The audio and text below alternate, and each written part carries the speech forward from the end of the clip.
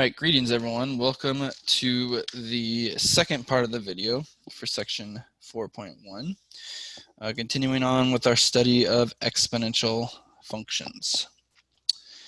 All right, so we're going to start off by looking at finding some equations of exponentials using the equations of the exponentials. And notice here, using points is what I meant to say. So notice here on this first one and the second one, we're given points to find the equation, the exponentials. And you may remember from the previous video that I mentioned that when we're given information like that, the way we find the equation is to use the form f of x equals a times b to the x. And so what we have to do are find the values for a and b to write our equation. Now I claim that in this case, with the points we're given, we already know the values for one of those things, either A or B. So which one do y'all think it would be? Oh, right. In this case, it would be A, right? Because recall that A is our starting value or our initial value, which occurs when our input is 0, which we actually have the information in one of those points, right? So there, at that point 0, 3, the input value is 0, which means our starting value there would be the other coordinate, which is the 3. So we have 3 times b to the x equals f of x.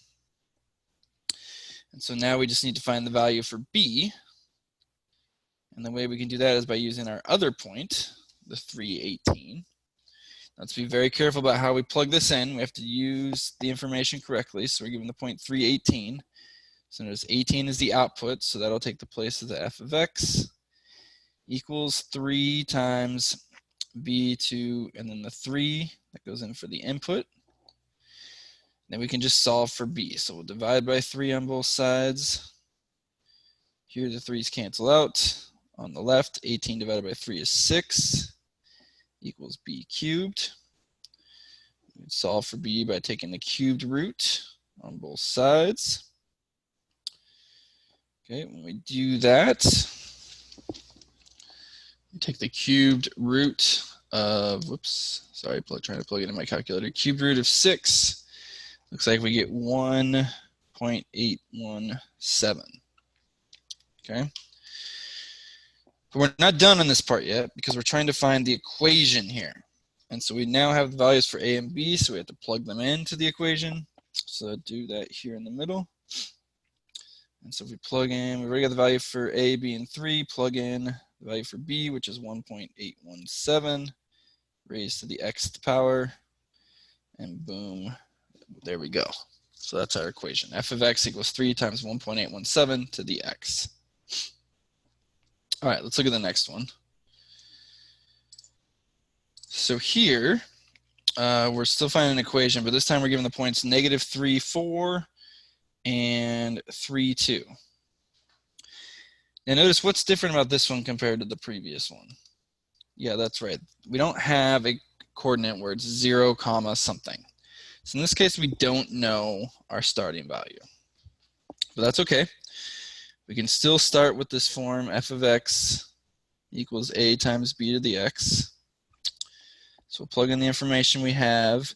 And in this case, we're actually going to start by setting up 2 equations. So one using each point. So we'll start with the first point.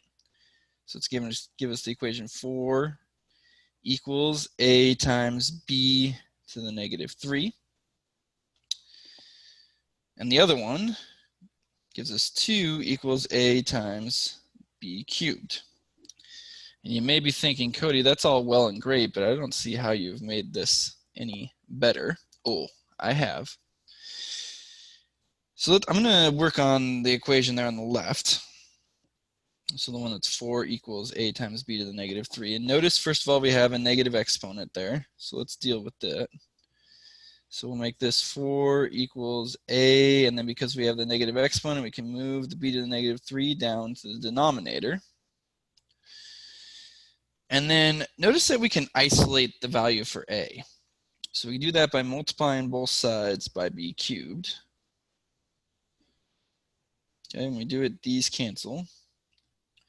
So with a equals, we do the b cubed times 4, which gives us 4b cubed. And now notice we have an expression for A in terms of B. So what we can do with that is take that and plug it in for A in the other equation. So what that gives us is 2 equals, and now instead of A, we can put in 4b cubed times b cubed,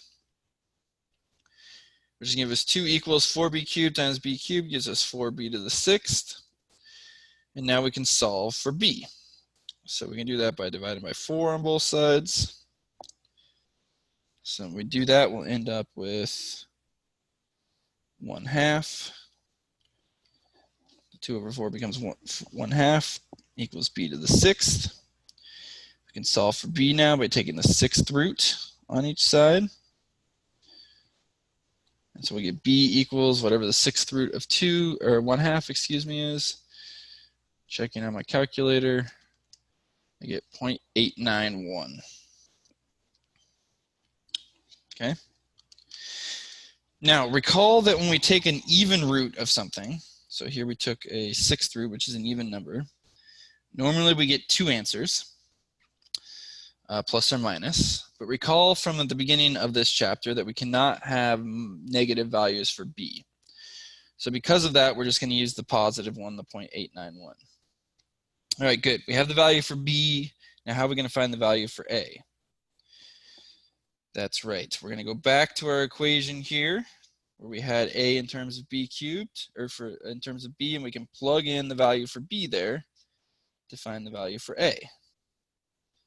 So when we do that,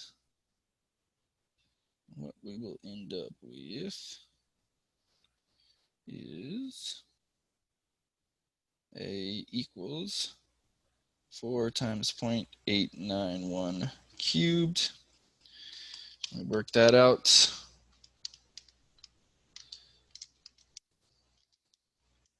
We get 2.829. Okay, so now we have our value for a and b. Remember, we're not done yet. We have to write our equation. So from that, we would get f of x equals the value for a, which is 2.829. Has value for b, which is 0.891, excuse me, to the x. And that would be our equation. Okay.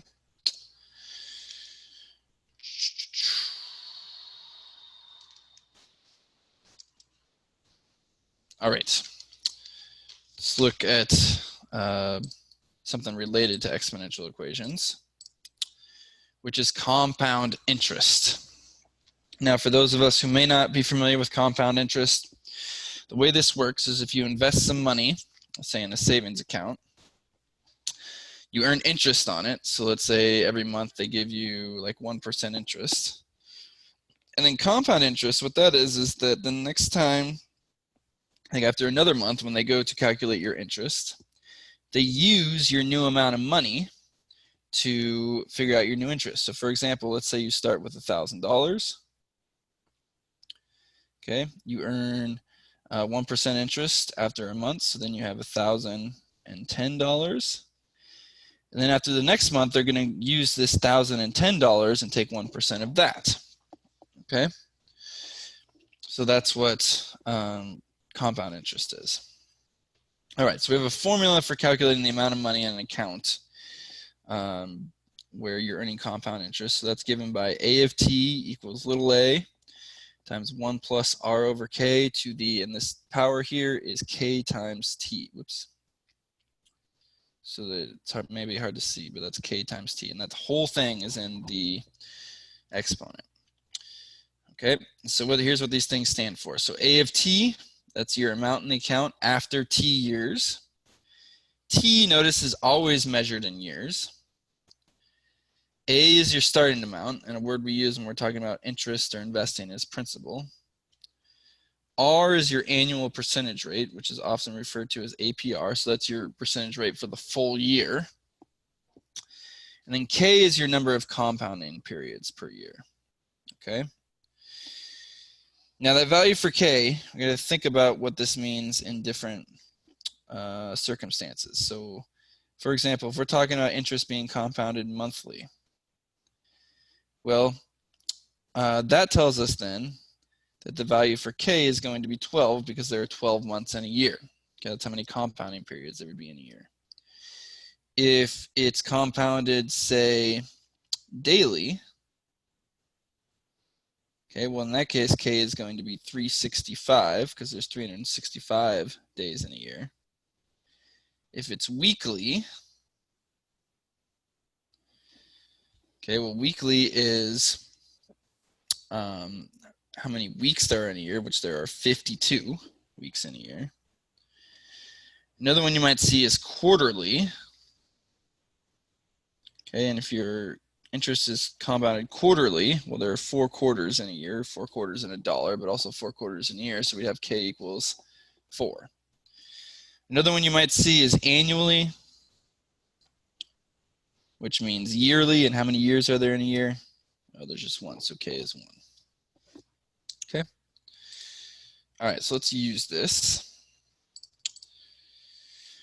in an application. So here we're told that grandma is getting old and maybe a little senile. And when she wrote you a check for your latest birthday, she added a couple of extra zeros to the amount.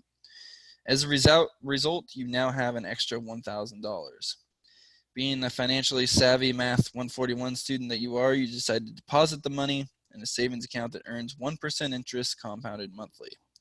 How much money will you have in the account after 10 years? So since we know we're using compound interest, we're going to use that formula, that a of t equals a times 1 plus r raised to the k times tth power. And we'll go ahead and plug in all the information we know, right? So start with the value for a, that's the starting amount. Well, we're investing $1,000. Value for r, that's our compound interest rate. So here it's 1%. And just like with the